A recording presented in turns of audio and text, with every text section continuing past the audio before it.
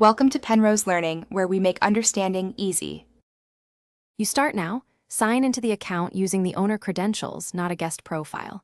Once logged in, check the account age and whether parental controls are active. Those change default privacy. Navigate to Settings, then Privacy. That's where Join Permissions live. Make sure you have the parent or account email available for verification so changes can be saved.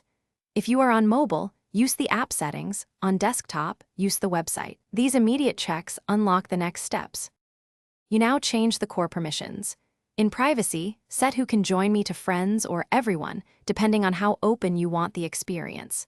Once done, sync related settings, can message me and can join groups because mismatched options cause join blocks.